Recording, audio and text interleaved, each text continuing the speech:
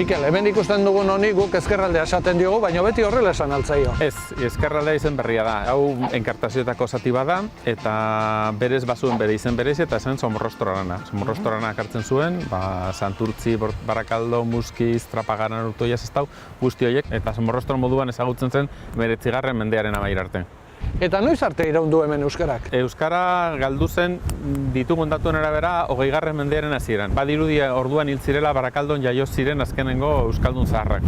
Eta ze arrastu utzi ditu hemen euskarak? Arrastorik gardenena leku izenak dira. Leku izenak toponimoek euskaraz hitz egiten dute. Hor daukagu Santurtzi, Santurtzitik sortu zen geroago Santurce, Larrineta, hor zeudelako larrinak mea txikitzeko, honen atzean dago Loiola, ez bakarrik Gipuzkoako izena Loiola, Urdaibai, jendeak pentsatzen du bakarra dagoela, pues ez, hemen ere badukagu Urdaibai, euskal toponimoia ugaria daukagu. Peñas Negras? Peñas Negras esaterako horrela agertzen da, baina 14. mendean Portugaleteko hirigutunean agertzen da euskaraz, Arbaltzaga.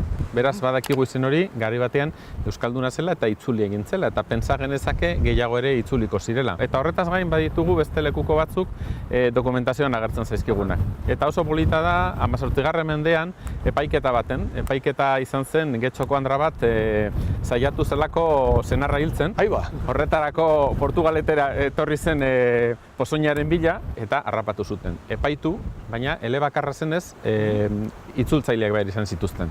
Itzultzaileetako bat Barakaldoko semea zen, Barakaldokoa jaiotzez eta sortzez eta familia guztia, orduan Barakaldo euskalduna zelako, eta beste itzultzailea Portugaletekoa. Portugalete orduan ez omen zen euskalduna, baina Portugaleten bizi ziren euskaldunak besteak beste merkataritzan eta aritzen zirelako, eta igarrienak dira lekukoak. Gogoratzen dut lekukoek deklaratu zuten nola andra honek azaldu zien senarra hil zuela, baina lekuko guztiak zierbenakoak ziren, eta zierbenan teorian etzen euskaraz egiten. Nola da posible euskaldun bat aritzea pertsona horiekin?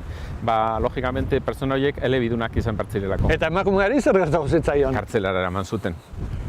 Orain hemen dena berde-berde ikusten dugu, baina garai batean honek beste kolore bat zuen, ezta? Hemen egon ziren meategiak, Euskal Herriko meategirik handienak, eta dana zen marroi eta gorri, mea ateratzen zelako, milaka jende etorri zen, oso denbora gutxian, eta oso bitzia da. Guk lotzen dugu beti meategietako nolabait jendea kanpotik etorritako jendearekin, eta Euskal emigrazioa ere egon zen, eta nire amazenak kontatzen zigun nola bera eskondu zenean nire aitite zenaren etzera, guretzean meategiaren bilerak egiten zirela euskaraz, bai aitite, bai konfidantzazko postu guztietako langileak euskaldunak ziren, eta orduan haientzat normalena zen euskaraz egiten.